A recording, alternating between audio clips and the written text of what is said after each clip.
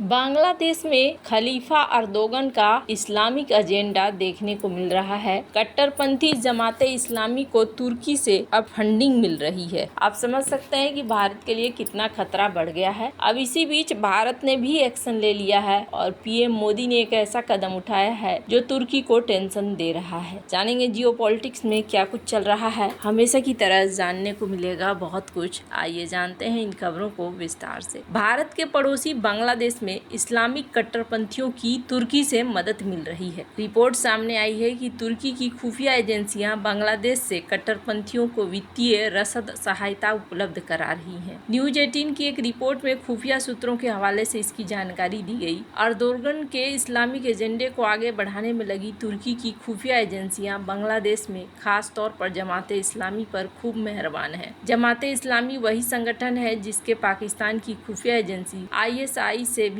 पुराने रिश्ते हैं। ISI के इशारे पर इसने शेख हसीना के खिलाफ हिंसक प्रदर्शनों में अहम भूमिका निभाई थी। रिपोर्ट में बताया गया कि तुर्की का समर्थन केवल वैचारिक ही नहीं है बल्कि वह वित्तीय मदद भी दे रहा है। ढाका के मोग बाजार में जमात के कार्यालय का नवीनीकरण किया जा रहा है। माना जा रहा है कि इसे तुर्की की खुफिया एजेंसियों से जुड़ी संस्थाओं से वित्त पोषित किया गया है। यह संगठन के संरचनात्मक आधार को मजबूत करने का एक प्रयास है। जमाते इस्लामी की स्थापना 1941 में इस्लामिक विचारक अब्दुल मौदूदी ने की थी। देश की आज़ादी के साथ ही जब बंटवारा हुआ तो उसने शरिया कानून से शासित इस्लामी राज्य बनाने के मिशन के साथ पूर्वी पाकिस्तान में प्रवेश किया। इसे तब जमाते इस्लामी पाकिस्तान के नाम से जाना जाता था। हालांकि 1971 में बांग्लादेश मुक्ति संग्राम में पाकिस्तानी सेना के साथ मिलकर इसने पूर्वी पाकिस्तान के बंगाली मुसलमानों के साथ जो किया उसने इसका काले अध्याय में नाम लिख दिया। बांग्लादेश बनने के बाद ये जमाते इस्लामी बांग्लादेश के नाम से सामने आई। बांग्लादेश में शेख हसीना की सरकार ने पिछले साल इसके ऊपर प्रतिबंध लगा दिया था, लेकिन यूनुस शासन ने इस प्रतिबंध को हटा लिया। सिर्फ प्रतिबंध ही नहीं हटाया, सरकार के दबाव वाली न्यायपालिका ने जमाते इस्लामी का राजनीतिक पार्टी के रूप में पंजीकरण भी बहाल कर दिया। अब एक बार फिर यह बांग्लादेश के चुनाव में जाने के लिए तैयार है, जिसे मोहम्मद यूनुस ने अप्रैल 2026 में कराने की घोषणा की है। तुर्की के राष्ट्रपति रजब तैयब अर्दोगन पूरी दुनिया में इस्लामिक एजेंडे का विस्तार कर रहे हैं। इसी के तहत तुर्की ने खास तौर पर दक्षिण एशिया में इस्लामिक गुटों के बीच अपना प्रभाव बढ़ाया है। तुर्की के संस्थानों ने दक्षिण एशियाई मुसलमानों को ध्यान में रखकर धार्मिक सेमिनार और कार्यशाला की मेजबानी बढ़ाई है। नई दिल्ली की सुरक्षा रणनीतिकारों का मानना है कि यह क्षेत्र की आबादी को कट्टरपंथी बनाने, उसे तुर्की की भू राजनीतिक महत्वाकांक्षा से जोड़ने का काम कर सकती है। तुर्की और पाकिस्तान की खुफिया एजेंसियां ने भारत को अस्थिर करने के इरादे से बांग्लादेश के जमाते इस्लामी के साथ एक रणनीतिक गठबंधन सा बना लिया है। वैसे आपको बता दूं, तुर्की की हरकतें भारत के खिलाफ ही जाती जा रही हैं, ये साफ साफ देखने को मिल रहा है। और इसी क्रम में ये भी देखने को मिल रहा है कि राष्ट्रपति रजब तैयब अर्दोगन अपने ही देश के अंदर जनसंख्या वृद्धि के आदेश दे रहे हैं। तुर्की के राष्ट्रपति रजब तैयब अर्दोगन ने देश की गिरती जन्म दर को युद्ध से भी बड़ा खतरा बताते हुए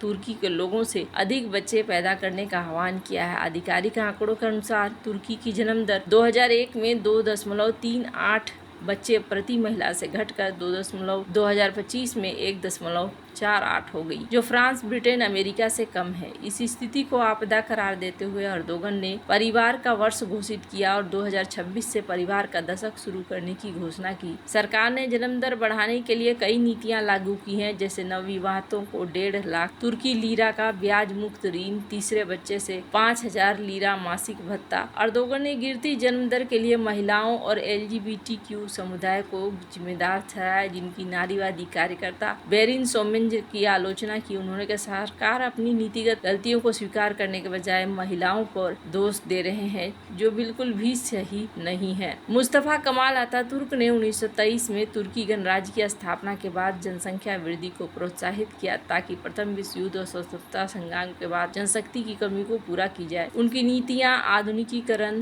धर्मनिरपेक्षता पर केंद्रित थी, जिसमें महिलाओं और शिक्षा, रोजगार के अवसर दिए गए। 1920 से 1930 के दशक दशक में तुर्की की जन्म दर अपेक्षाकृत अधिक थी, जनसंख्या में स्थिर वृद्धि भी थी। 1960 के दशक में भी कुछ कार्यक्रम यहाँ पर चलाए गए। अपने देश में ये इस तरह की समस्याओं से घिरे हुए हैं, लेकिन भारत को परेशान करने से ये बाज नहीं आते। और इसका एक बड़ा एग्जाम्पल देख लीजिए, भारत को सदात से सतर्क रहने की जरूरत है। भारत और तुर्की के बीच तनावपूर्ण संबंधों के बीच तुर्की के राष्ट्रपति रजब तैयब अर्दोगन की पाकिस्तान समर्थक नीति और उनके अर्धसैनिक समूह सदात की कश्मीर में संभावित भूमिका ने चिंता बढ़ा दी है। कहा जा रहा है कि सदात कश्मीर में विदेशी लड़ाकों को भेजना में शामिल होने का सबूत भले ही परिस्थितिजन्य में हो, लेकिन तुर्की के प्रॉक्सी के माध्यम से भू राजनीतिक टारगेटों को बढ़ावा देने की रणनीति को दिखलाता है। तुर्की पाकिस्तान गठजोड़ को भारत और मध्य पूर्व में इजराइल और अमेरिकी हितों के लिए खतरे के रूप में देखा गया है। ये चिंता अप्रैल मई 2025 के भारत पाकिस्तान संघर्ष के बाद बढ़ी, जिसमें पहलगांव पर हुए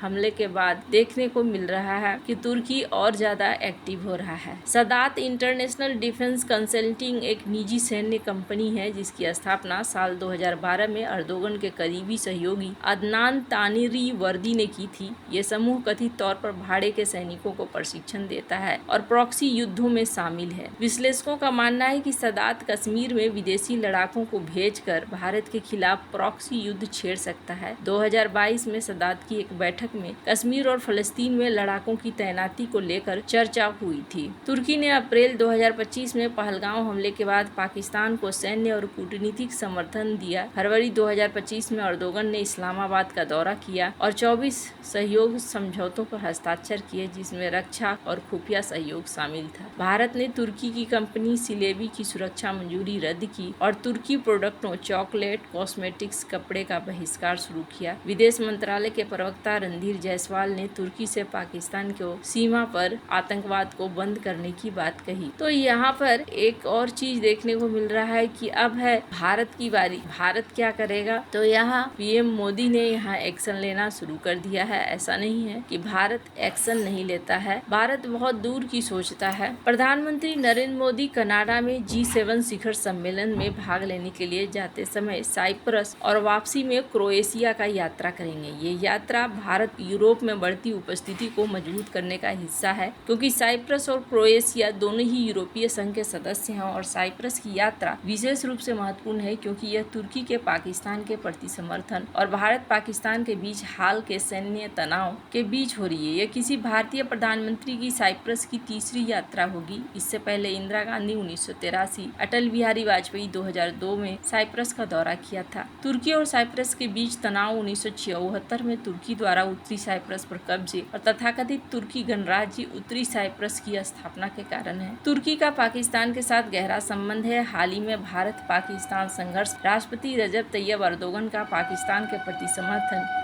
भारत तुर्की संबंधों में तनाव का कारण बना है। भारत ने साइप्रस और ग्रीस के साथ रक्षा और सुरक्षा सहयोग मजबूत किया है, विशेष रूप से साल 2023 में मोदी की ग्रीस यात्रा के बाद, जो 40 सालों में किसी भारतीय प्रधानमंत्री की पहली ग्रीस यात्रा थी। यह यात्रा भारत की यूरोप में कूटनीतिक उपस्थिति को मजबूत करने का प्रयास माना जाता है। वैसे आपको क्या लगता है? इन सब मामले में आपकी क्या राय है? कमेंट कर जरूर बताएं। जल्द मिलते हैं अगले वीडियो में नई खबर के साथ।